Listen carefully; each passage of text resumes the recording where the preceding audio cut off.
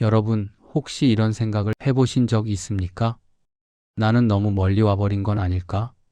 하나님께 돌아가고 싶은데 그분이 나를 받아주실까? 이미 망가질 대로 망가진 내 삶을 하나님이 다시 품어주실까? 왜 우리는 하나님께 돌아가고 싶은 마음이 있어도 발걸음을 떼지 못할까요? 왜 마음은 울고 있는데 입술은 괜찮다고만 말하게 될까요? 왜 모든 사람이 나를 이해할 것 같지 않은 순간 하나님조차 나를 외면하실까 두려울까요? 그러나 여러분, 분명히 말씀드리고 싶은 것이 있습니다. 하나님께 돌아가고 싶은 마음이 드는 그 순간 이미 하나님의 은혜는 여러분 안에서 시작되었습니다. 은혜는 우리가 완벽할 때가 아니라 돌아오고 싶은 마음이 싹 트는 바로 그때 시작됩니다. 그래서 여러분께 오늘 가장 먼저 전하고 싶은 핵심은 이것입니다. 기도는 말 이전의 마음의 방향입니다. 입술의 문장보다 더 중요한 것은 하나님을 다시 향하고자 하는 그 작은 마음의 전환입니다. 돌아오고 싶은 그 마음이 은혜입니다. 여러분이 잘해서가 아닙니다. 여러분이 아직 괜찮아서도 아닙니다. 하나님이 여러분을 부르고 계시기 때문에 그 마음이 생기는 것입니다. 여러분이 한 걸음을 움직이기도 전에 하나님은 이미 여러분 쪽으로 1000걸음을 달려오고 계셨습니다. 이 시리즈 전체는 하나님께 돌아오는 여정에서 반드시 붙잡아야 할 7가지 은혜의 이야기입니다.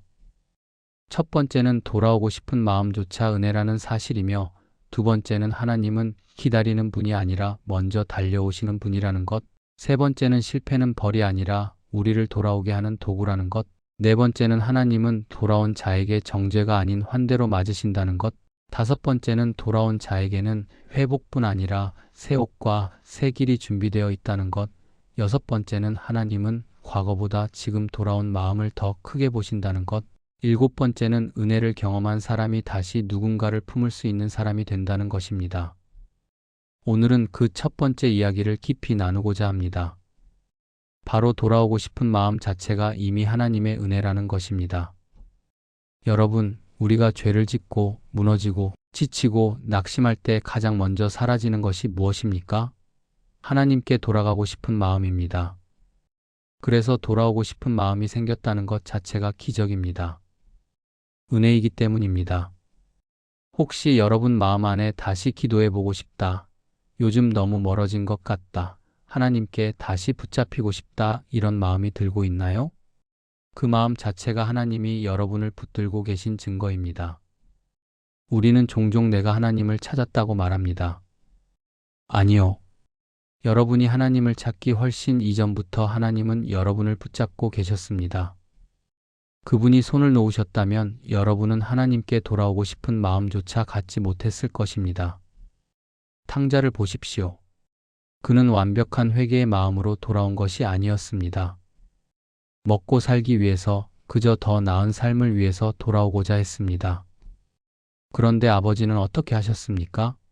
달려나와 끌어안았습니다. 변명을 끝까지 듣지도 않았습니다. 아들이 무슨 마음으로 돌아왔는지보다 돌아왔다는 사실 자체가 중요했습니다. 이것이 하나님의 은혜입니다. 동기가 완벽하지 않아도, 마음이 정리되지 않아도 하나님은 돌아오는 자를 품으십니다. 그리고 그 마음을 새롭게 하십니다. 그래서 여러분, 지금 이 글을 읽으며 가슴이 저릿해지거나 눈물이 맺히는 분이 계시다면 하나님이 여러분을 다시 부르고 계신 것입니다. 지금 여러분 안에 하나님께 돌아가고 싶다는 마음이 있다면 여러분은 이미 하나님께 돌아오는 길 위에 서 있습니다. 그리고 성경은 단 한 번도 돌아오라, 그러나 내가 판단해 보겠다고 말씀하지 않았습니다. 언제나 돌아오라. 내가 너를 안아주겠다고 말씀하십니다. 하나님은 떠난 시간을 보지 않으시고 잘못한 것을 먼저 묻지 않으십니다. 그분의 시선은 오직 하나입니다.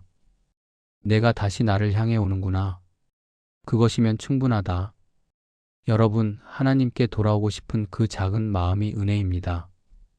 하나님은 여러분을 버리지 않으십니다. 떠나 있었다고 정죄하지 않으십니다. 오히려 여러분이 돌아오는 그 순간을 기다리셨습니다. 여러분의 마음이 조금이라도 하나님을 향했다면 여러분은 이미 은혜 안에 있습니다. 그리고 이 은혜의 여정은 앞으로 더 깊어질 것입니다. 우리가 하나님께 돌아오려는 마음이 은혜라는 사실을 깨닫기 시작하면 그 다음에 반드시 발견하게 되는 진리가 있습니다. 그것은 바로 하나님은 우리를 기다리기만 하시는 분이 아니라 먼저 우리에게 달려오시는 분이라는 사실입니다. 우리는 하나님께 돌아갈 때 늘 이렇게 생각합니다. 내가 하나님께 가야지. 내가 걸어가야지.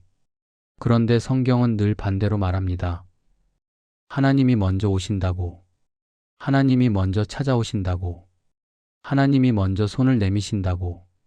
우리가 한 걸음을 떼기도 전에 하나님은 이미 달려오고 계셨다는 것을 사람은 떠난 사람에게 쉽게 마음을 줄 수 없습니다. 배신했던 사람, 무너졌던 사람, 상처 줬던 사람에게 다시 다가가는 것은 어렵습니다. 그러나 하나님은 다릅니다. 우리는 하나님과 멀어질수록 죄책감 때문에 더 숨습니다. 그런데 하나님은 우리가 멀어질수록 더 가까이 다가오십니다. 우리가 하나님께 등을 돌렸을 때도 하나님은 우리에게 등을 보이신 적이 없습니다. 우리는 외면하지만 하나님은 외면하지 않으십니다. 우리는 침묵하지만 하나님은 침묵 속에서도 일하고 계십니다. 이것이 먼저 찾아오시는 하나님의 은혜입니다. 저는 신학교 시절 제 마음이 식어가고 있다는 것을 인정하기 싫어했습니다. 겉으로는 늘 밝았지만 속에서는 믿음이 흔들리고 있었습니다. 어느 날 예배당 뒤편에서 혼자 앉아 있을 때였습니다. 아무도 없는 줄 알았는데 제 지도 교수님이 조용히 제 옆으로 오시더니 아무 말 없이 제 어깨에 손을 얹었습니다. 그리고 제가 아무 말도 하지 않았음에도 불구하고 이렇게 말씀하셨습니다. 요즘 많이 힘들지? 하나님은 내가 예배당에 온 것만으로도 기뻐하셔. 저는 그 한마디에 주저앉아 울었습니다. 왜냐하면 저는 하나님께 다시 가야 한다고 생각했는데 사실은 하나님이 저를 먼저 찾아오고 계셨다는 사실을 그때서야 깨달았기 때문입니다. 여러분, 우리가 신앙이 무너지고 기도가 멈추고 마음이 어두워질 때 우리는 하나님께 가까이 갈 용기가 없습니다. 그러나 하나님은 우리의 용기를 기다리지 않으십니다. 우리의 의지를 기다리지 않으십니다. 그분은 먼저 오십니다. 여러분이 생각하는 것보다 훨씬 먼저, 훨씬 빠르게, 훨씬 더 깊은 마음으로 여러분에게 다가오십니다. 우리가 돌아가기도 전에 하나님은 이미 우리를 향해 뛰고 계십니다. 탕자의 비유에서 가장 감동적인 장면은 아들이 돌아온 장면이 아닙니다. 아들이 돌아올 결심을 했을 때입니다. 그는 아직 걸음을 떼지도 않았습니다. 그런데 성경은 이렇게 말합니다. 아직도 거리가 먼데 아버지가 그를 보고 달려갔다고. 여러분, 아버지가 아들을 보자마자 달려갔다는 사실, 이것은 이 비유 전체를 해석하는 가장 중요한 열쇠입니다. 돌아오는 자보다 먼저 움직이시는 하나님, 기다리기만 하는 분이 아니라 먼저 뛰어오시는 분. 그런데 여러분, 이 장면에는 숨겨진 의미가 있습니다. 당시 유대 문화에서 가장이 달린다는 것은 체면을 잃는 일이었습니다. 긴 옷을 걷어붙이고 달린다는 것은 존엄성을 내려놓아야 하는 행동이었습니다. 아버지는 아들의 체면을 세우기 위해 자신의 체면을 내려놓았습니다. 아들의 부끄러움을 가리기 위해 자신의 존엄을 내려놓았습니다. 아들의 수치를 막기 위해 자신의 수치를 선택했습니다. 이게 은혜입니다. 아들이 아버지에게 돌아간 것이 아니라 아버지가 아들에게 달려간 것입니다. 우리도 그렇습니다. 우리가 하나님께 돌아가야 한다고 생각할 때 이미 하나님은 먼저 우리에게 달려오고 계십니다. 우리는 하나님을 찾는다고 말하지만 사실은 하나님이 우리를 먼저 찾으시는 것입니다. 우리가 하나님께 한 걸음 움직일 때 그 한 걸음은 우리의 결단이 아니라 하나님의 부름에 반응한 것입니다. 그래서 성경은 누구든지 아버지께로 올 수 있는 것은 아버지께서 끌어주셔야 한다고 말합니다. 여러분이 돌아오고 싶은 마음이 생긴 것, 여러분이 다시 하나님을 찾고 싶은 마음이 생긴 것, 그 자체가 하나님이 먼저 오셨다는 증거입니다. 저는 목회를 하면서 수없이 같은 장면을 보았습니다. 교회를 오랜 시간 떠났던 분들이 조심스럽게 문을 열고 들어오는 순간 그들의 눈에는 늘 두려움과 부끄러움이 담겨 있습니다. 그런데 이상하게도 그날 예배의 찬양 가사나 설교 내용은 꼭 그분에게 맞는 말씀이 나옵니다. 아무도 몰랐는데 그분이 온 날에만 설교가 그분의 이야기가 됩니다. 그럴 때마다 저는 확신합니다. 하나님이 그 영혼에게 먼저 오셨구나. 하나님이 그분을 데리고 오셨구나. 사람은 교회를 떠나지만 하나님은 그 사람을 떠나지 않으십니다. 사람은 기도를 멈추지만 하나님은 그 사람을 위해 기도를 쉬지 않으십니다. 사람은 멀어졌다고 생각하지만 하나님은 가까이 다가와 계셨습니다. 많은 사람들이 이렇게 말합니다. 제가 하나님께 돌아가면 하나님께 잘해야 하죠. 이제는 믿음 생활 제대로 해야겠죠. 이제는 욕심 부리지 않고 바르게 살아야죠. 물론 그런 마음은 귀합니다. 그러나 여러분, 하나님은 우리가 잘하는 것보다 돌아오는 것을 더 기뻐하십니다. 그리고 돌아오는 것보다 더 기뻐하시는 것이 있습니다. 바로 우리가 돌아오기도 전에 하나님이 먼저 달려오시는 바로 그 순간입니다. 여러분의 마음이 하나님을 향해 조금이라도 움직였습니까? 그렇다면 그것은 여러분이 시작한 것이 아닙니다. 하나님이 시작하신 것입니다. 여러분이 결심한 것이 아닙니다. 하나님이 준비하신 것입니다. 여러분이 하나님께로 가고 있는 것이 아니라 하나님이 여러분에게 오고 계신 것입니다. 우리는 늘 하나님을 찾는다고 생각하지만 사실은 하나님이 우리를 찾고 계시는 것입니다. 하나님은 우리가 빠져나간 길보다 돌아오는 길에 더 많은 관심을 두십니다. 우리가 저버린 약속보다 지금 돌아오려는 마음을 더 크게 보십니다. 우리가 실수한 시간보다 지금 하나님을 향한 마음의 떨림을 더 소중히 여기십니다. 지금 여러분이 겪고 있는 마음의 흔들림, 영적인 갈증, 설명할 수 없는 감정의 파도, 갑자기 떠오르는 하나님 생각. 이 모든 것은 하나님이 여러분 안에서 일하고 계신 증거입니다. 하나님이 여러분에게 오고 계시다는 신호입니다. 여러분이 하나님께 돌아오는 것이 아니라 하나님이 여러분에게 오시는 길 위에 여러분이 서 있는 것입니다. 여러분, 기억하십시오. 하나님은 떠난 자를 기다리는 분이 아니라 떠난 자를 먼저 찾아오시는 분입니다. 하나님은 돌아오는 자를 판단하는 분이 아니라 돌아오는 자에게 달려가는 분입니다. 하나님은 우리가 완벽해지기를 기다리시는 분이 아니라 우리가 멀어졌을 때 더 가까이 다가오시는 분입니다. 여러분이 멀어진 만큼 하나님은 더 달려오십니다. 여러분이 무너진 만큼 하나님은 더 깊이 끌어안으십니다. 여러분이 흔들린 만큼 하나님은 더 단단하게 붙드십니다. 여러분이 하나님께 돌아오려는 마음을 가진 바로 지금 이 순간 하나님은 여러분 곁에서 여러분을 감싸 안고 계십니다.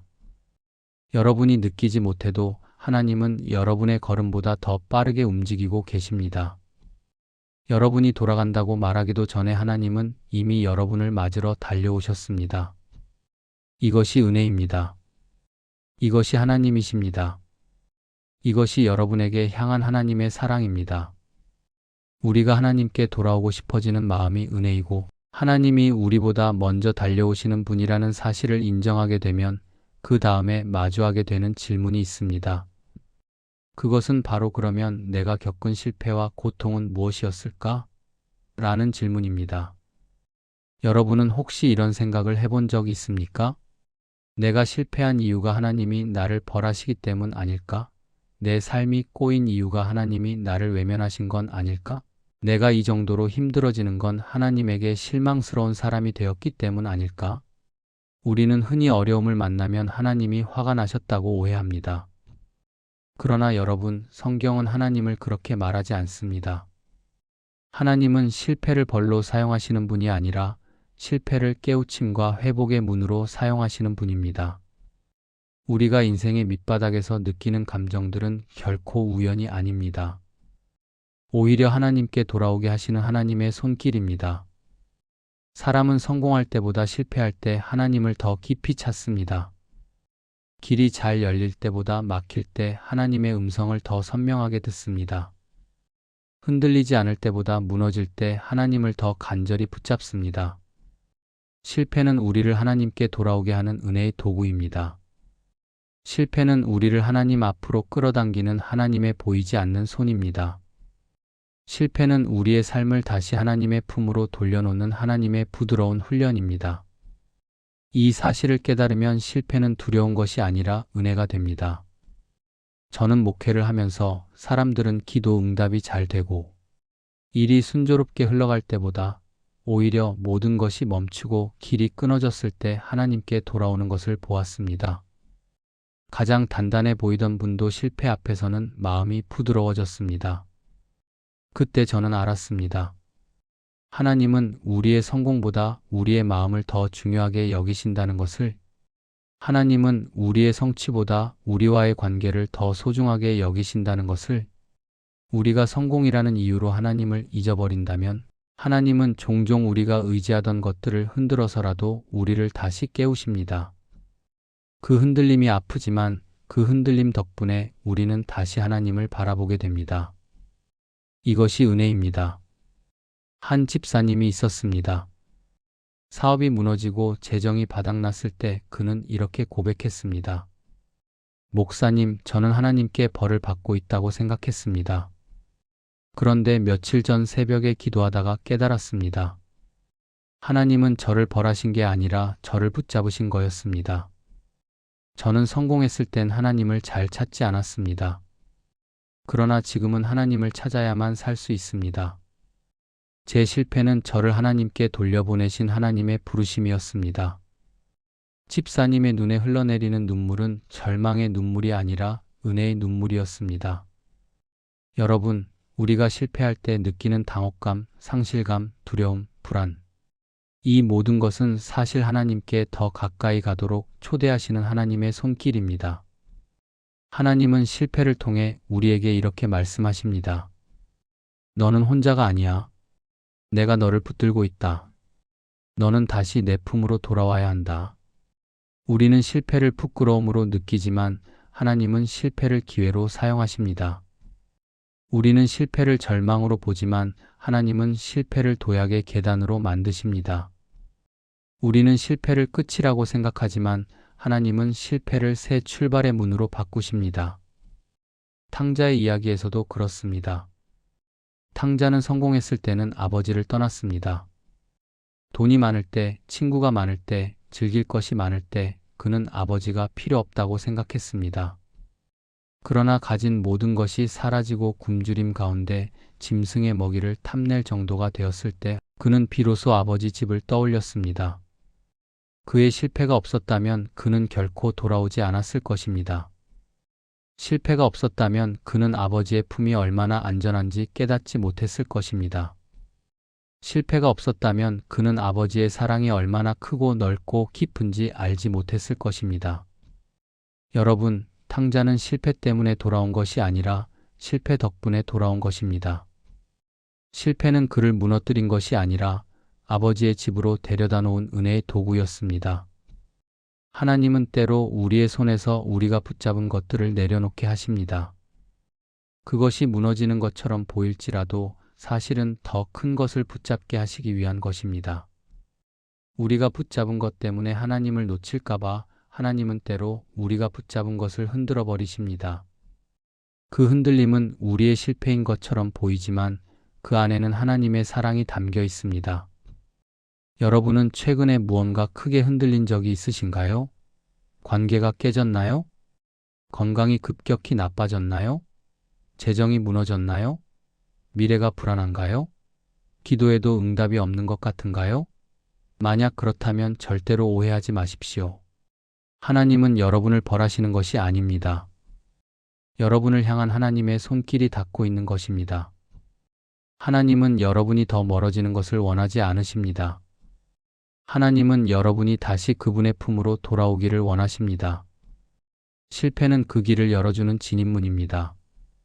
저 역시 인생에서 실패를 겪었을 때가 있습니다. 제 삶에서 가장 깊은 실패라고 느꼈던 시기에 저는 하나님께 이렇게 물었습니다.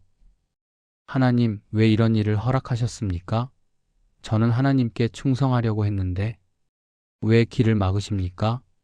그런데 시간이 지나고 나서야 알았습니다. 그때 하나님은 길을 막으신 것이 아니라 잘못된 길에서 저를 건져내고 계셨다는 사실을. 저는 그때 제 길이 옳다고 생각했지만 하나님은 더 좋은 길이 있다는 것을 알고 계셨습니다. 그래서 하나님은 제가 붙잡고 있던 문들을 닫아버리셨습니다. 그때 저는 절망했지만 지금 돌이켜보면 그 모든 실패는 은혜의 장치였습니다. 하나님은 실패를 통해 저를 다시 그분의 길로 돌려놓으셨습니다. 여러분, 실패는 은혜의 도구입니다. 실패는 하나님께 돌아오게 하는 하나님의 손길입니다. 실패는 여러분을 깨뜨리기 위한 것이 아니라 여러분을 다시 세우기 위한 것입니다. 실패는 하나님께 버려졌다는 증거가 아니라 하나님께 붙들렸다는 증거입니다. 하나님이 여러분의 인생을 아직 포기하지 않으셨다는 강력한 신호입니다. 실패가 없다면 우리는 다시 하나님을 찾지 않습니다. 실패가 없다면 우리는 우리가 얼마나 연약한지 인정하지 않습니다. 실패가 없다면 우리는 하나님의 은혜가 얼마나 큰지 경험하지 못합니다. 여러분의 실패는 끝이 아닙니다. 그것은 하나님의 시작입니다. 여러분의 무너짐은 절망이 아닙니다. 그것은 하나님이 여러분 안에서 일하시는 흔적입니다. 여러분의 실패가 깊을수록 하나님이 준비하신 은혜는 더 깊습니다. 여러분이 많이 무너졌을수록 하나님이 세우실 자리는 더 넓습니다. 실패는 여러분을 돌아오게 하는 하나님의 손길입니다. 실패는 하나님께 돌아가는 길의 일부입니다. 실패는 여러분을 하나님께 더 가깝게 만드는 영적인 자석입니다. 실패는 하나님이 여러분을 다시 향해 끌어당기시는 부드러운 힘입니다. 그러니 여러분, 지금 실패의 순간에 있다면 두려워하지 마십시오. 숨지 마십시오. 부끄러워하지 마십시오. 하나님은 여러분을 판단하지 않으십니다. 하나님은 여러분을 정죄하지 않으십니다. 하나님은 여러분을 버리지 않으십니다. 하나님은 여러분이 돌아오도록 기다리고 계시는 것이 아니라 여러분에게 먼저 다가오고 계십니다. 그리고 실패의 자리에서 여러분을 꼭 끌어안고 계십니다. 여러분이 겪고 있는 모든 실패, 모든 아픔, 모든 상실은 여러분을 하나님께 더 가깝게 만들기 위한 하나님의 은혜의 손길입니다. 실패는 끝이 아니라 시작입니다. 실패는 심판이 아니라 회복의 문입니다. 실패는 하나님의 멀어짐이 아니라 더 깊은 가까움의 신호입니다. 여러분의 실패에는 하나님의 사랑이 숨어 있습니다. 여러분의 실패에는 하나님의 초대가 담겨 있습니다. 실패는 벌이 아니라 은혜입니다. 실패는 여러분을 하나님께 돌아오게 하는 축복입니다. 우리가 실패를 통해 하나님께 더 가까이 가게 된다는 사실을 깨닫고 나면 그 다음에는 또 하나의 큰 두려움이 찾아옵니다.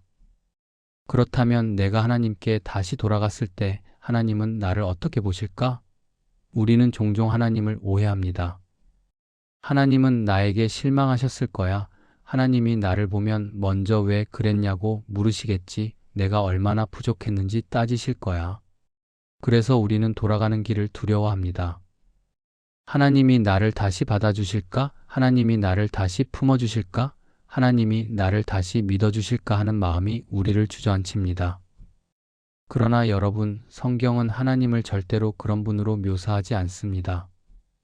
오히려 하나님은 정죄하는 분이 아니라 환대하시는 분이라고 말씀하십니다. 하나님은 돌아온 자에게 실망을 말하는 분이 아니라 돌아온 자를 기뻐하시는 분입니다. 탕자가 아버지 집으로 돌아왔을 때 아버지는 그의 과거를 묻지 않았습니다. 왜 떠났느냐? 그동안 어디서 무엇을 했느냐? 돈은 다 어디에 쓰고 왔느냐? 단 한마디도 묻지 않으셨습니다. 여러분, 이게 얼마나 놀라운 은혜입니까? 우리는 잘못한 것을 먼저 따지고 싶어 합니다. 그러나 하나님은 잘못한 것이 무엇인지보다 돌아왔다는 사실 자체를 더 크게 보십니다.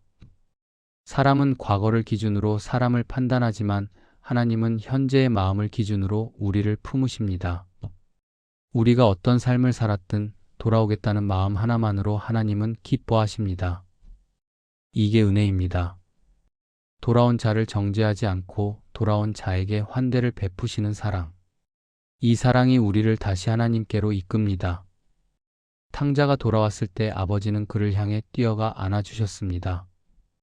그리고 가장 먼저 한 것은 탕자의 죄를 들춰내는 것이 아니었습니다. 가장 먼저 한 행동은 그에게 새 옷을 가져오라고 명령한 것이었습니다. 여러분, 이 장면은 복음의 중심입니다. 새 옷은 정체성의 회복을 의미합니다. 아들은 아들의 자리를 잃었다고 생각했습니다. 그는 종이라도 좋으니 받아달라고 하려 했습니다. 그러나 아버지는 아들의 실력을 보지 않았습니다. 아들의 삶의 기록을 보지 않았습니다. 아들의 과거를 보지 않았습니다. 아버지는 오직 아들의 지금만 보셨습니다. 그리고 말했습니다. 가장 좋은 옷을 가져오라. 이것은 아들을 다시 아들로 세우는 선언입니다. 여러분, 하나님은 돌아온 자에게 새 옷을 주시는 분입니다. 우리가 죄로 인해 얼룩진 옷을 입고 있어도, 실패로 인해 찢어진 옷을 입고 있어도, 상처로 인해 낡아버린 옷을 입고 있어도 하나님은 그 옷을 문제 삼지 않으십니다. 하나님은 먼저 우리에게 새 옷을 입히십니다. 새 옷은 새로운 정체성입니다.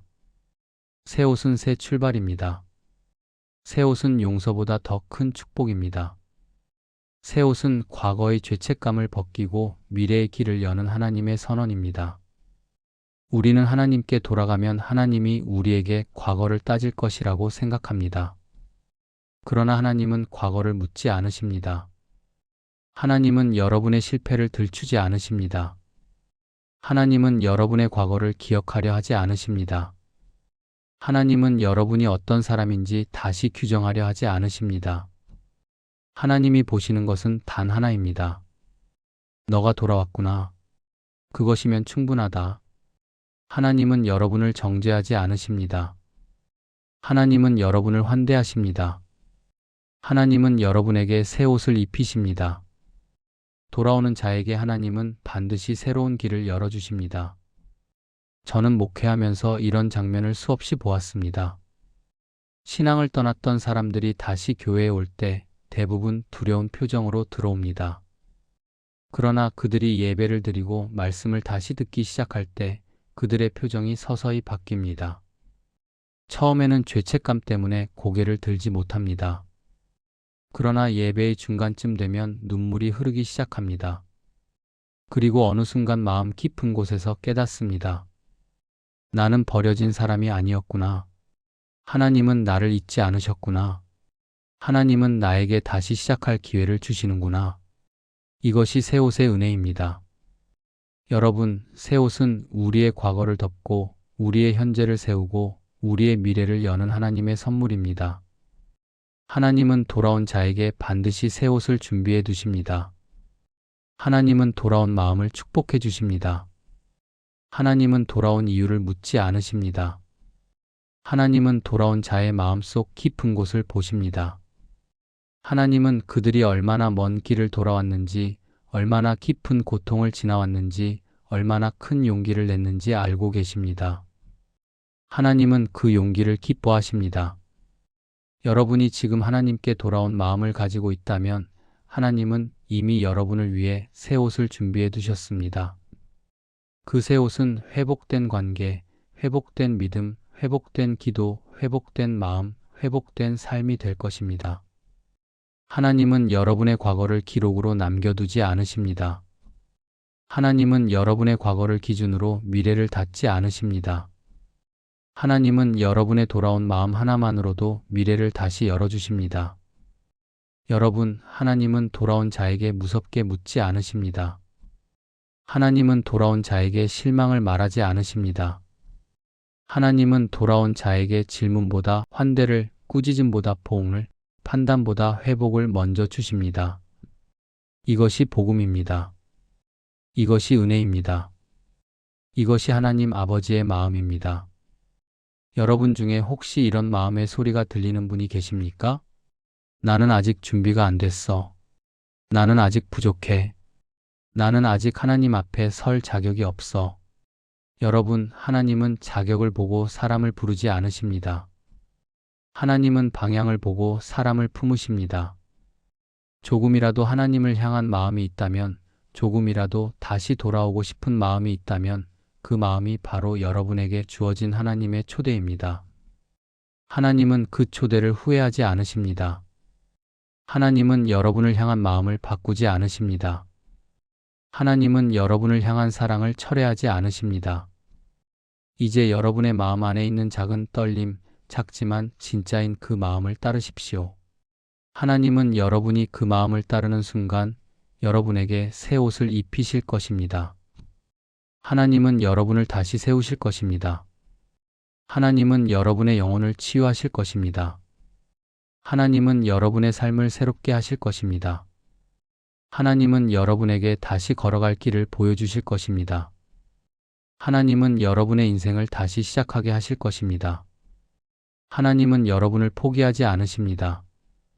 여러분이 하나님께 돌아오기로 결심하는 바로 그 순간 하늘은 기뻐합니다. 하나님은 환호합니다. 천사들은 춤을 춥니다. 여러분의 돌아옴은 하늘의 기쁨입니다. 여러분의 돌아온 마음은 하나님의 잔치의 시작입니다. 이제 여러분에게 필요한 것은 복잡한 설명도 아니고 완벽한 조건도 아닙니다. 하나님께 향하는 작은 마음, 그 작은 발걸음 하나면 충분합니다. 하나님은 그 작은 마음을 귀하게 여기십니다. 하나님은 그 작은 마음을 크게 만드십니다. 하나님은 그 작은 마음을 통해 여러분을 다시 일으키십니다. 여러분이 돌아왔다는 사실 하나만으로 하나님은 기쁨의 잔치를 여십니다. 여러분은 하나님의 사랑받는 자녀입니다. 여러분은 돌아온 자이며 하나님은 여러분을 기쁨으로 맞으시는 아버지입니다. 오늘 이 말씀을 듣고 마음 깊은 곳에서 하나님을 향한 갈망이 일어났다면 여러분은 이미 하나님께 돌아온 것입니다. 하나님은 여러분을 기다리시던 분이 아니라 여러분에게 달려오던 분입니다. 여러분은 버려진 적이 없습니다. 여러분은 잊혀진 적이 없습니다. 여러분은 하나님께 사랑받는 존재입니다. 하나님은 여러분을 다시 세우실 것입니다. 하나님은 여러분에게 새 옷을 입히실 것입니다. 오늘 여러분이 하나님께 향한 그 작은 마음 하나만으로도 하나님은 여러분을 기쁘게 맞아주십니다. 여러분은 다시 시작할 수 있습니다. 여러분은 다시 살아날 수 있습니다. 여러분은 다시 걸을 수 있습니다. 하나님은 여러분 편입니다. 여러분, 오늘 이 말씀을 들으셨다면 여러분의 마음속에 있는 그 작은 떨림을 놓치지 마십시오. 그 떨림은 성령의 부르심입니다. 그 떨림은 하나님이 여러분에게 새 옷을 준비해 두셨다는 증거입니다. 그 떨림을 따라 하나님께 나아가십시오. 하나님은 여러분의 손을 놓지 않으십니다. 하나님은 여러분을 버리지 않으십니다. 하나님은 여러분에게 오늘도 말씀하십니다. 돌아오너라. 내가 너를 기다리고 있었다. 내가 너를 위해 새 옷을 준비했다. 이 영상이 조금이라도 마음의 은혜가 되셨다면 힘이 되고 회복이 되고 하나님께 더 가까이 가는 메시지가 계속 이어질 수 있도록 좋아요와 구독을 눌러주시면 큰 힘이 됩니다. 여러분의 클릭 하나가 이 은혜의 말씀이 더 많은 분들에게 전해지는 통로가 됩니다. 감사하고 축복합니다. 여러분, 혹시 이런 생각을 해보신 적 있습니까? 나는 너무 멀리 와버린 건 아닐까? 하나님께 돌아가고 싶은데 그분이 나를 받아주실까?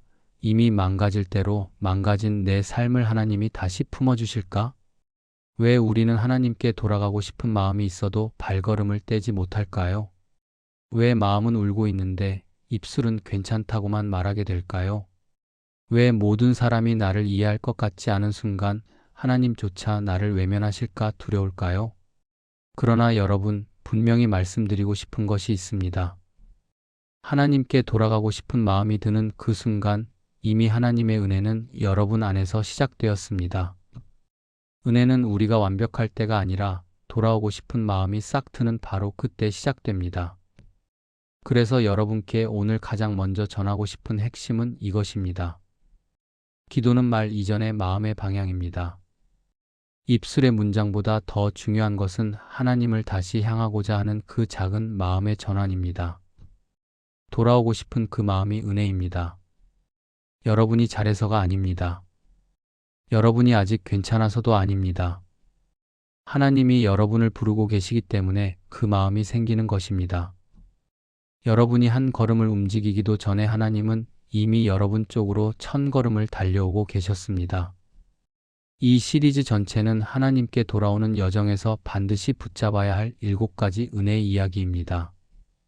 첫 번째는 돌아오고 싶은 마음조차 은혜라는 사실이며, 두 번째는 하나님은 기다리는 분이 아니라 먼저 달려오시는 분이라는 것, 세 번째는 실패는 벌이 아니라 우리를 돌아오게 하는 도구라는 것, 네 번째는 하나님은 돌아온 자에게 정죄가 아닌 환대로 맞으신다는 것, 다섯 번째는 돌아온 자에게는 회복뿐 아니라 새 옷과 새 길이 준비되어 있다는 것, 여섯 번째는 하나님은 과거보다 지금 돌아온 마음을 더 크게 보신다는 것, 일곱 번째는 은혜를 경험한 사람이 다시 누군가를 품을 수 있는 사람이 된다는 것입니다.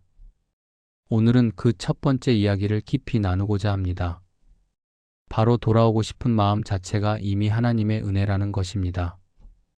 여러분, 우리가 죄를 짓고 무너지고 지치고 낙심할 때 가장 먼저 사라지는 것이 무엇입니까? 하나님께 돌아가고 싶은 마음입니다. 그래서 돌아오고 싶은 마음이 생겼다는 것 자체가 기적입니다. 은혜이기 때문입니다. 혹시 여러분 마음 안에 다시 기도해보고 싶다, 요즘 너무 멀어진 것 같다, 하나님께 다시 붙잡히고 싶다, 이런 마음이 들고 있나요? 그 마음 자체가 하나님이 여러분을 붙들고 계신 증거입니다. 우리는 종종 내가 하나님을 찾았다고 말합니다. 아니요. 여러분이 하나님을 찾기 훨씬 이전부터 하나님은 여러분을 붙잡고 계셨습니다.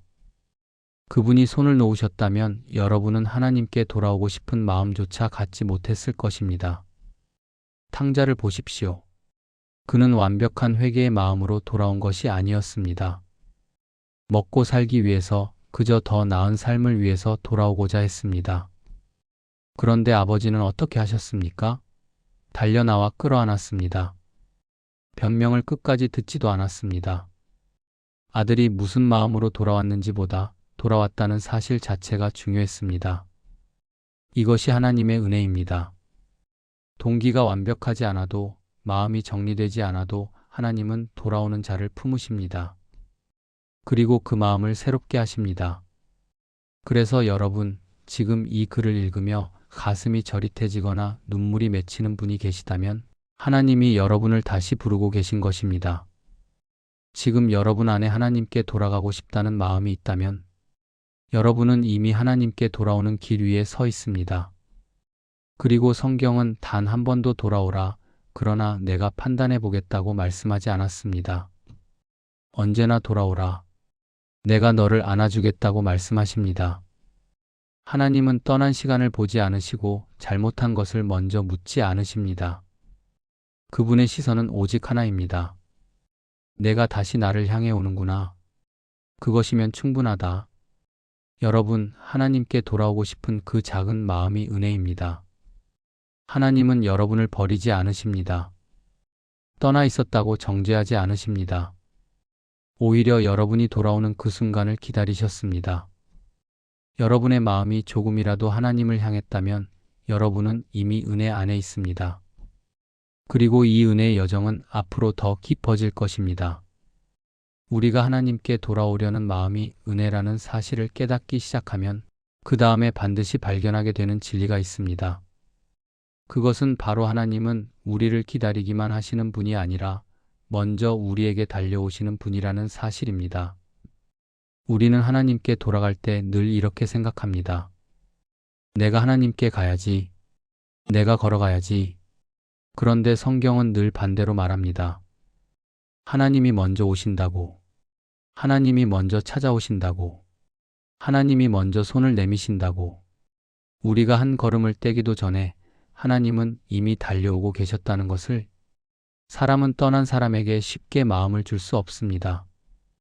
배신했던 사람, 무너졌던 사람, 상처 줬던 사람에게 다시 다가가는 것은 어렵습니다. 그러나 하나님은 다릅니다. 우리는 하나님과 멀어질수록 죄책감 때문에 더 숨습니다. 그런데 하나님은 우리가 멀어질수록 더 가까이 다가오십니다.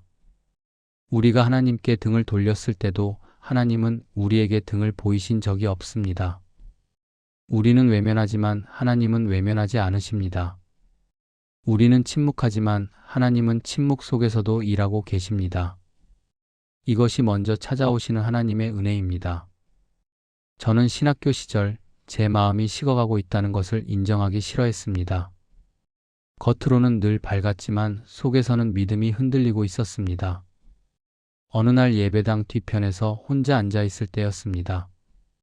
아무도 없는 줄 알았는데 제 지도 교수님이 조용히 제 옆으로 오시더니 아무 말 없이 제 어깨에 손을 얹었습니다. 그리고 제가 아무 말도 하지 않았음에도 불구하고 이렇게 말씀하셨습니다. 요즘 많이 힘들지? 하나님은 내가 예배당에 온 것만으로도 기뻐하셔. 저는 그 한마디에 주저앉아 울었습니다. 왜냐하면 저는 하나님께 다시 가야 한다고 생각했는데 사실은 하나님이 저를 먼저 찾아오고 계셨다는 사실을 그때서야 깨달았기 때문입니다. 여러분, 우리가 신앙이 무너지고 기도가 멈추고 마음이 어두워질 때 우리는 하나님께 가까이 갈 용기가 없습니다. 그러나 하나님은 우리의 용기를 기다리지 않으십니다. 우리의 의지를 기다리지 않으십니다. 그분은 먼저 오십니다. 여러분이 생각하는 것보다 훨씬 먼저, 훨씬 빠르게, 훨씬 더 깊은 마음으로 여러분에게 다가오십니다. 우리가 돌아가기도 전에 하나님은 이미 우리를 향해 뛰고 계십니다. 탕자의 비유에서 가장 감동적인 장면은 아들이 돌아온 장면이 아닙니다. 아들이 돌아올 결심을 했을 때입니다. 그는 아직 걸음을 떼지도 않았습니다. 그런데 성경은 이렇게 말합니다. 아직도 거리가 먼데 아버지가 그를 보고 달려갔다고. 여러분, 아버지가 아들을 보자마자 달려갔다는 사실, 이것은 이 비유 전체를 해석하는 가장 중요한 열쇠입니다. 돌아오는 자보다 먼저 움직이시는 하나님, 기다리기만 하는 분이 아니라 먼저 뛰어오시는 분. 그런데 여러분, 이 장면에는 숨겨진 의미가 있습니다. 당시 유대 문화에서 가장이 달린다는 것은 체면을 잃는 일이었습니다. 긴 옷을 걷어붙이고 달린다는 것은 존엄성을 내려놓아야 하는 행동이었습니다. 아버지는 아들의 체면을 세우기 위해 자신의 체면을 내려놓았습니다. 아들의 부끄러움을 가리기 위해 자신의 존엄을 내려놓았습니다. 아들의 수치를 막기 위해 자신의 수치를 선택했습니다. 이게 은혜입니다. 아들이 아버지에게 돌아간 것이 아니라 아버지가 아들에게 달려간 것입니다. 우리도 그렇습니다. 우리가 하나님께 돌아가야 한다고 생각할 때 이미 하나님은 먼저 우리에게 달려오고 계십니다. 우리는 하나님을 찾는다고 말하지만 사실은 하나님이 우리를 먼저 찾으시는 것입니다. 우리가 하나님께 한 걸음 움직일 때 그 한 걸음은 우리의 결단이 아니라 하나님의 부름에 반응한 것입니다. 그래서 성경은 누구든지 아버지께로 올 수 있는 것은 아버지께서 끌어주셔야 한다고 말합니다. 여러분이 돌아오고 싶은 마음이 생긴 것, 여러분이 다시 하나님을 찾고 싶은 마음이 생긴 것, 그 자체가 하나님이 먼저 오셨다는 증거입니다. 저는 목회를 하면서 수없이 같은 장면을 보았습니다. 교회를 오랜 시간 떠났던 분들이 조심스럽게 문을 열고 들어오는 순간 그들의 눈에는 늘 두려움과 부끄러움이 담겨 있습니다. 그런데 이상하게도 그날 예배의 찬양 가사나 설교 내용은 꼭 그분에게 맞는 말씀이 나옵니다. 아무도 몰랐는데 그분이 온 날에만 설교가 그분의 이야기가 됩니다. 그럴 때마다 저는 확신합니다. 하나님이 그 영혼에게 먼저 오셨구나. 하나님이 그분을 데리고 오셨구나. 사람은 교회를 떠나지만 하나님은 그 사람을 떠나지 않으십니다. 사람은 기도를 멈추지만 하나님은 그 사람을 위해 기도를 쉬지 않으십니다. 사람은 멀어졌다고 생각하지만 하나님은 가까이 다가와 계셨습니다. 많은 사람들이 이렇게 말합니다. 제가 하나님께 돌아가면 하나님께 잘해야 하죠. 이제는 믿음 생활 제대로 해야겠죠. 이제는 욕심 부리지 않고 바르게 살아야죠. 물론 그런 마음은 귀합니다. 그러나 여러분, 하나님은 우리가 잘하는 것보다 돌아오는 것을 더 기뻐하십니다. 그리고 돌아오는 것보다 더 기뻐하시는 것이 있습니다. 바로 우리가 돌아오기도 전에 하나님이 먼저 달려오시는 바로 그 순간입니다. 여러분의 마음이 하나님을 향해 조금이라도 움직였습니까? 그렇다면 그것은 여러분이 시작한 것이 아닙니다. 하나님이 시작하신 것입니다. 여러분이 결심한 것이 아닙니다. 하나님이 준비하신 것입니다. 여러분이 하나님께로 가고 있는 것이 아니라 하나님이 여러분에게 오고 계신 것입니다. 우리는 늘 하나님을 찾는다고 생각하지만 사실은 하나님이 우리를 찾고 계시는 것입니다. 하나님은 우리가 빠져나간 길보다 돌아오는 길에 더 많은 관심을 두십니다. 우리가 저버린 약속보다 지금 돌아오려는 마음을 더 크게 보십니다. 우리가 실수한 시간보다 지금 하나님을 향한 마음의 떨림을 더 소중히 여기십니다. 지금 여러분이 겪고 있는 마음의 흔들림, 영적인 갈증, 설명할 수 없는 감정의 파도, 갑자기 떠오르는 하나님 생각. 이 모든 것은 하나님이 여러분 안에서 일하고 계신 증거입니다. 하나님이 여러분에게 오고 계시다는 신호입니다. 여러분이 하나님께 돌아오는 것이 아니라 하나님이 여러분에게 오시는 길 위에 여러분이 서 있는 것입니다. 여러분, 기억하십시오. 하나님은 떠난 자를 기다리는 분이 아니라 떠난 자를 먼저 찾아오시는 분입니다. 하나님은 돌아오는 자를 판단하는 분이 아니라 돌아오는 자에게 달려가는 분입니다. 하나님은 우리가 완벽해지기를 기다리시는 분이 아니라 우리가 멀어졌을 때 더 가까이 다가오시는 분입니다. 여러분이 멀어진 만큼 하나님은 더 달려오십니다. 여러분이 무너진 만큼 하나님은 더 깊이 끌어안으십니다. 여러분이 흔들린 만큼 하나님은 더 단단하게 붙드십니다. 여러분이 하나님께 돌아오려는 마음을 가진 바로 지금 이 순간 하나님은 여러분 곁에서 여러분을 감싸 안고 계십니다. 여러분이 느끼지 못해도 하나님은 여러분의 걸음보다 더 빠르게 움직이고 계십니다. 여러분이 돌아간다고 말하기도 전에 하나님은 이미 여러분을 맞으러 달려오셨습니다. 이것이 은혜입니다. 이것이 하나님이십니다. 이것이 여러분에게 향한 하나님의 사랑입니다. 우리가 하나님께 돌아오고 싶어지는 마음이 은혜이고 하나님이 우리보다 먼저 달려오시는 분이라는 사실을 인정하게 되면 그 다음에 마주하게 되는 질문이 있습니다. 그것은 바로 그러면 내가 겪은 실패와 고통은 무엇이었을까? 라는 질문입니다. 여러분은 혹시 이런 생각을 해본 적이 있습니까? 내가 실패한 이유가 하나님이 나를 벌하시기 때문 아닐까? 내 삶이 꼬인 이유가 하나님이 나를 외면하신 건 아닐까? 내가 이 정도로 힘들어지는 건 하나님에게 실망스러운 사람이 되었기 때문 아닐까? 우리는 흔히 어려움을 만나면 하나님이 화가 나셨다고 오해합니다. 그러나 여러분, 성경은 하나님을 그렇게 말하지 않습니다. 하나님은 실패를 벌로 사용하시는 분이 아니라 실패를 깨우침과 회복의 문으로 사용하시는 분입니다. 우리가 인생의 밑바닥에서 느끼는 감정들은 결코 우연이 아닙니다. 오히려 하나님께 돌아오게 하시는 하나님의 손길입니다. 사람은 성공할 때보다 실패할 때 하나님을 더 깊이 찾습니다. 길이 잘 열릴 때보다 막힐 때 하나님의 음성을 더 선명하게 듣습니다. 흔들리지 않을 때보다 무너질 때 하나님을 더 간절히 붙잡습니다. 실패는 우리를 하나님께 돌아오게 하는 은혜의 도구입니다. 실패는 우리를 하나님 앞으로 끌어당기는 하나님의 보이지 않는 손입니다. 실패는 우리의 삶을 다시 하나님의 품으로 돌려놓는 하나님의 부드러운 훈련입니다. 이 사실을 깨달으면 실패는 두려운 것이 아니라 은혜가 됩니다. 저는 목회를 하면서 사람들은 기도 응답이 잘 되고 일이 순조롭게 흘러갈 때보다 오히려 모든 것이 멈추고 길이 끊어졌을 때 하나님께 돌아오는 것을 보았습니다. 가장 단단해 보이던 분도 실패 앞에서는 마음이 부드러워졌습니다. 그때 저는 알았습니다.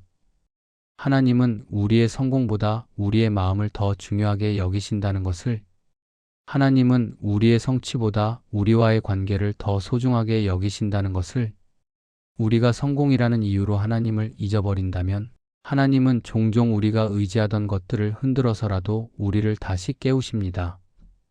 그 흔들림이 아프지만 그 흔들림 덕분에 우리는 다시 하나님을 바라보게 됩니다. 이것이 은혜입니다. 한 집사님이 있었습니다. 사업이 무너지고 재정이 바닥났을 때 그는 이렇게 고백했습니다. 목사님, 저는 하나님께 벌을 받고 있다고 생각했습니다. 그런데 며칠 전 새벽에 기도하다가 깨달았습니다. 하나님은 저를 벌하신 게 아니라 저를 붙잡으신 거였습니다. 저는 성공했을 땐 하나님을 잘 찾지 않았습니다. 그러나 지금은 하나님을 찾아야만 살 수 있습니다. 제 실패는 저를 하나님께 돌려보내신 하나님의 부르심이었습니다. 집사님의 눈에 흘러내리는 눈물은 절망의 눈물이 아니라 은혜의 눈물이었습니다. 여러분, 우리가 실패할 때 느끼는 당혹감, 상실감, 두려움, 불안. 이 모든 것은 사실 하나님께 더 가까이 가도록 초대하시는 하나님의 손길입니다. 하나님은 실패를 통해 우리에게 이렇게 말씀하십니다. 너는 혼자가 아니야. 내가 너를 붙들고 있다. 너는 다시 내 품으로 돌아와야 한다. 우리는 실패를 부끄러움으로 느끼지만 하나님은 실패를 기회로 사용하십니다. 우리는 실패를 절망으로 보지만 하나님은 실패를 도약의 계단으로 만드십니다. 우리는 실패를 끝이라고 생각하지만 하나님은 실패를 새 출발의 문으로 바꾸십니다. 탕자의 이야기에서도 그렇습니다. 탕자는 성공했을 때는 아버지를 떠났습니다. 돈이 많을 때, 친구가 많을 때, 즐길 것이 많을 때 그는 아버지가 필요 없다고 생각했습니다. 그러나 가진 모든 것이 사라지고 굶주림 가운데 짐승의 먹이를 탐낼 정도가 되었을 때 그는 비로소 아버지 집을 떠올렸습니다. 그의 실패가 없었다면 그는 결코 돌아오지 않았을 것입니다. 실패가 없었다면 그는 아버지의 품이 얼마나 안전한지 깨닫지 못했을 것입니다. 실패가 없었다면 그는 아버지의 사랑이 얼마나 크고 넓고 깊은지 알지 못했을 것입니다. 여러분, 탕자는 실패 때문에 돌아온 것이 아니라 실패 덕분에 돌아온 것입니다. 실패는 그를 무너뜨린 것이 아니라 아버지의 집으로 데려다 놓은 은혜의 도구였습니다. 하나님은 때로 우리의 손에서 우리가 붙잡은 것들을 내려놓게 하십니다. 그것이 무너지는 것처럼 보일지라도 사실은 더 큰 것을 붙잡게 하시기 위한 것입니다. 우리가 붙잡은 것 때문에 하나님을 놓칠까봐 하나님은 때로 우리가 붙잡은 것을 흔들어 버리십니다. 그 흔들림은 우리의 실패인 것처럼 보이지만 그 안에는 하나님의 사랑이 담겨 있습니다. 여러분은 최근에 무언가 크게 흔들린 적이 있으신가요? 관계가 깨졌나요? 건강이 급격히 나빠졌나요? 재정이 무너졌나요? 미래가 불안한가요? 기도해도 응답이 없는 것 같은가요? 만약 그렇다면 절대로 오해하지 마십시오. 하나님은 여러분을 벌하시는 것이 아닙니다. 여러분을 향한 하나님의 손길이 닿고 있는 것입니다. 하나님은 여러분이 더 멀어지는 것을 원하지 않으십니다. 하나님은 여러분이 다시 그분의 품으로 돌아오기를 원하십니다. 실패는 그 길을 열어주는 진입문입니다. 저 역시 인생에서 실패를 겪었을 때가 있습니다. 제 삶에서 가장 깊은 실패라고 느꼈던 시기에 저는 하나님께 이렇게 물었습니다. 하나님, 왜 이런 일을 허락하셨습니까? 저는 하나님께 충성하려고 했는데 왜 길을 막으십니까? 그런데 시간이 지나고 나서야 알았습니다. 그때 하나님은 길을 막으신 것이 아니라 잘못된 길에서 저를 건져내고 계셨다는 사실을. 저는 그때 제 길이 옳다고 생각했지만 하나님은 더 좋은 길이 있다는 것을 알고 계셨습니다.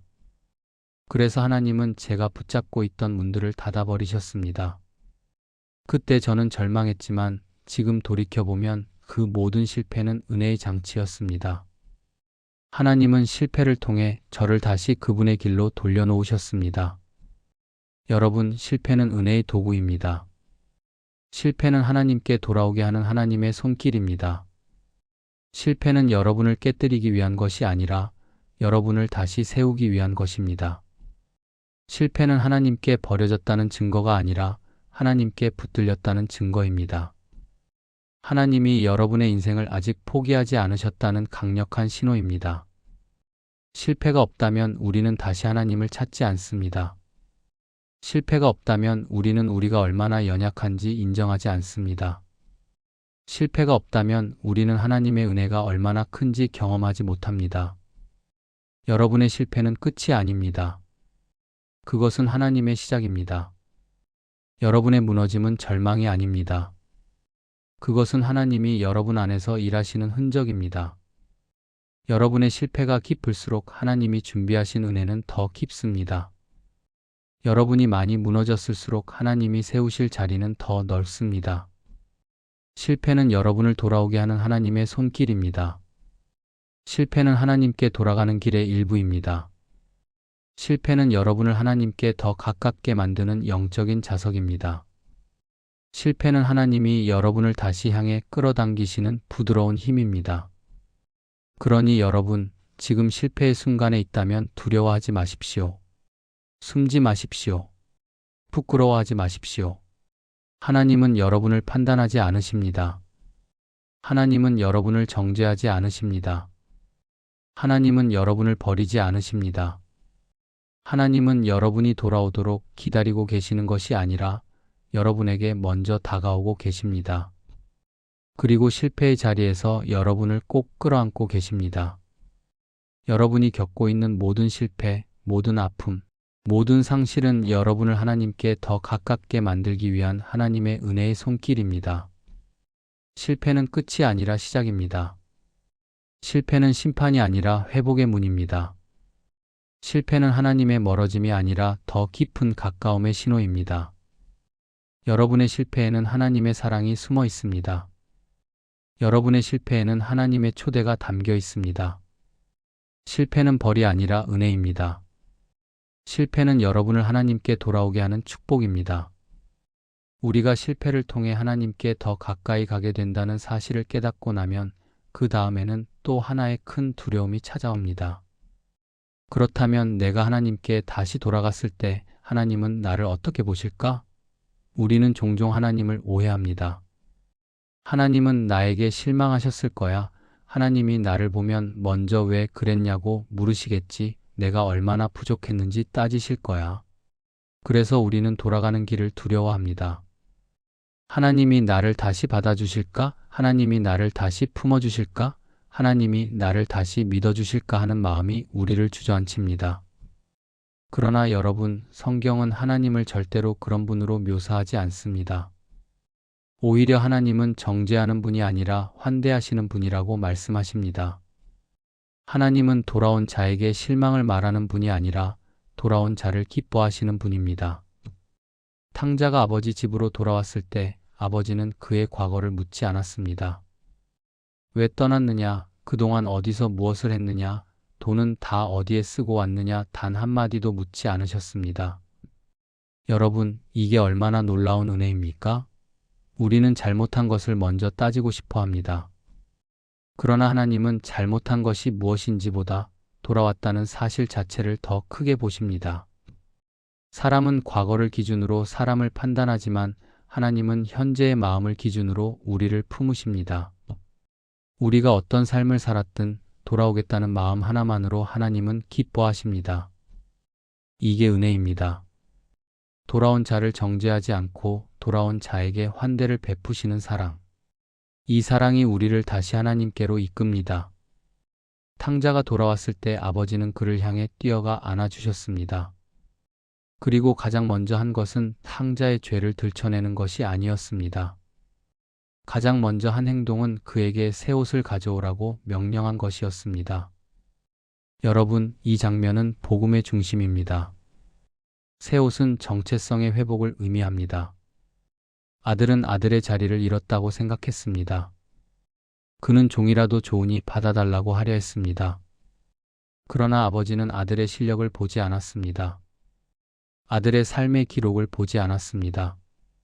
아들의 과거를 보지 않았습니다. 아버지는 오직 아들의 지금만 보셨습니다. 그리고 말했습니다. 가장 좋은 옷을 가져오라. 이것은 아들을 다시 아들로 세우는 선언입니다. 여러분, 하나님은 돌아온 자에게 새 옷을 주시는 분입니다.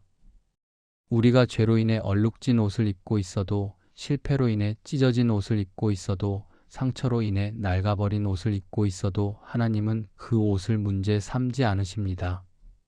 하나님은 먼저 우리에게 새 옷을 입히십니다. 새 옷은 새로운 정체성입니다. 새 옷은 새 출발입니다. 새 옷은 용서보다 더 큰 축복입니다. 새 옷은 과거의 죄책감을 벗기고 미래의 길을 여는 하나님의 선언입니다. 우리는 하나님께 돌아가면 하나님이 우리에게 과거를 따질 것이라고 생각합니다. 그러나 하나님은 과거를 묻지 않으십니다. 하나님은 여러분의 실패를 들추지 않으십니다. 하나님은 여러분의 과거를 기억하려 하지 않으십니다. 하나님은 여러분이 어떤 사람인지 다시 규정하려 하지 않으십니다. 하나님이 보시는 것은 단 하나입니다. 너가 돌아왔구나. 그것이면 충분하다. 하나님은 여러분을 정죄하지 않으십니다. 하나님은 여러분을 환대하십니다. 하나님은 여러분에게 새 옷을 입히십니다. 돌아오는 자에게 하나님은 반드시 새로운 길을 열어주십니다. 저는 목회하면서 이런 장면을 수없이 보았습니다. 신앙을 떠났던 사람들이 다시 교회에 올 때 대부분 두려운 표정으로 들어옵니다. 그러나 그들이 예배를 드리고 말씀을 다시 듣기 시작할 때 그들의 표정이 서서히 바뀝니다. 처음에는 죄책감 때문에 고개를 들지 못합니다. 그러나 예배의 중간쯤 되면 눈물이 흐르기 시작합니다. 그리고 어느 순간 마음 깊은 곳에서 깨닫습니다. 나는 버려진 사람이 아니었구나. 하나님은 나를 잊지 않으셨구나. 하나님은 나에게 다시 시작할 기회를 주시는구나. 이것이 새 옷의 은혜입니다. 여러분, 새 옷은 우리의 과거를 덮고 우리의 현재를 세우고 우리의 미래를 여는 하나님의 선물입니다. 하나님은 돌아온 자에게 반드시 새 옷을 준비해 두십니다. 하나님은 돌아온 마음을 축복해 주십니다. 하나님은 돌아온 이유를 묻지 않으십니다. 하나님은 돌아온 자의 마음속 깊은 곳을 보십니다. 하나님은 그들이 얼마나 먼 길을 돌아왔는지, 얼마나 깊은 고통을 지나왔는지, 얼마나 큰 용기를 냈는지 알고 계십니다. 하나님은 그 용기를 기뻐하십니다. 여러분이 지금 하나님께 돌아온 마음을 가지고 있다면 하나님은 이미 여러분을 위해 새 옷을 준비해 두셨습니다. 그 새 옷은 회복된 관계, 회복된 믿음, 회복된 기도, 회복된 마음, 회복된 삶이 될 것입니다. 하나님은 여러분의 과거를 기록으로 남겨두지 않으십니다. 하나님은 여러분의 과거를 기준으로 미래를 닫지 않으십니다. 하나님은 여러분의 돌아온 마음 하나만으로도 미래를 다시 열어주십니다. 여러분, 하나님은 돌아온 자에게 무섭게 묻지 않으십니다. 하나님은 돌아온 자에게 실망을 말하지 않으십니다. 하나님은 돌아온 자에게 질문보다 환대를, 꾸짖음보다 포옹을, 판단보다 회복을 먼저 주십니다. 이것이 복음입니다. 이것이 은혜입니다. 이것이 하나님 아버지의 마음입니다. 여러분 중에 혹시 이런 마음의 소리가 들리는 분이 계십니까? 나는 아직 준비가 안 됐어. 나는 아직 부족해. 나는 아직 하나님 앞에 설 자격이 없어. 여러분, 하나님은 자격을 보고 사람을 부르지 않으십니다. 하나님은 방향을 보고 사람을 품으십니다. 조금이라도 하나님을 향한 마음이 있다면, 조금이라도 다시 돌아오고 싶은 마음이 있다면 그 마음이 바로 여러분에게 주어진 하나님의 초대입니다. 하나님은 그 초대를 후회하지 않으십니다. 하나님은 여러분을 향한 마음을 바꾸지 않으십니다. 하나님은 여러분을 향한 사랑을 철회하지 않으십니다. 이제 여러분의 마음 안에 있는 작은 떨림, 작지만 진짜인 그 마음을 따르십시오. 하나님은 여러분이 그 마음을 따르는 순간 여러분에게 새 옷을 입히실 것입니다. 하나님은 여러분을 다시 세우실 것입니다. 하나님은 여러분의 영혼을 치유하실 것입니다. 하나님은 여러분의 삶을 새롭게 하실 것입니다. 하나님은 여러분에게 다시 걸어갈 길을 보여주실 것입니다. 하나님은 여러분의 인생을 다시 시작하게 하실 것입니다. 하나님은 여러분을 포기하지 않으십니다. 여러분이 하나님께 돌아오기로 결심하는 바로 그 순간 하늘은 기뻐합니다. 하나님은 환호합니다. 천사들은 춤을 춥니다. 여러분의 돌아옴은 하늘의 기쁨입니다. 여러분의 돌아온 마음은 하나님의 잔치의 시작입니다. 이제 여러분에게 필요한 것은 복잡한 설명도 아니고 완벽한 조건도 아닙니다. 하나님께 향하는 작은 마음, 그 작은 발걸음 하나면 충분합니다. 하나님은 그 작은 마음을 귀하게 여기십니다. 하나님은 그 작은 마음을 크게 만드십니다. 하나님은 그 작은 마음을 통해 여러분을 다시 일으키십니다. 여러분이 돌아왔다는 사실 하나만으로 하나님은 기쁨의 잔치를 여십니다. 여러분은 하나님의 사랑받는 자녀입니다. 여러분은 돌아온 자이며 하나님은 여러분을 기쁨으로 맞으시는 아버지입니다. 오늘 이 말씀을 듣고 마음 깊은 곳에서 하나님을 향한 갈망이 일어났다면 여러분은 이미 하나님께 돌아온 것입니다. 하나님은 여러분을 기다리시던 분이 아니라 여러분에게 달려오던 분입니다. 여러분은 버려진 적이 없습니다. 여러분은 잊혀진 적이 없습니다. 여러분은 하나님께 사랑받는 존재입니다. 하나님은 여러분을 다시 세우실 것입니다. 하나님은 여러분에게 새 옷을 입히실 것입니다. 오늘 여러분이 하나님께 향한 그 작은 마음 하나만으로도 하나님은 여러분을 기쁘게 맞아주십니다. 여러분은 다시 시작할 수 있습니다. 여러분은 다시 살아날 수 있습니다. 여러분은 다시 걸을 수 있습니다. 하나님은 여러분 편입니다. 여러분, 오늘 이 말씀을 들으셨다면 여러분의 마음속에 있는 그 작은 떨림을 놓치지 마십시오. 그 떨림은 성령의 부르심입니다. 그 떨림은 하나님이 여러분에게 새 옷을 준비해 두셨다는 증거입니다. 그 떨림을 따라 하나님께 나아가십시오. 하나님은 여러분의 손을 놓지 않으십니다. 하나님은 여러분을 버리지 않으십니다. 하나님은 여러분에게 오늘도 말씀하십니다. 돌아오너라. 내가 너를 기다리고 있었다. 내가 너를 위해 새 옷을 준비했다. 이 영상이 조금이라도 마음의 은혜가 되셨다면 힘이 되고 회복이 되고 하나님께 더 가까이 가는 메시지가 계속 이어질 수 있도록 좋아요와 구독을 눌러주시면 큰 힘이 됩니다. 여러분의 클릭 하나가 이 은혜의 말씀이 더 많은 분들에게 전해지는 통로가 됩니다. 감사하고 축복합니다.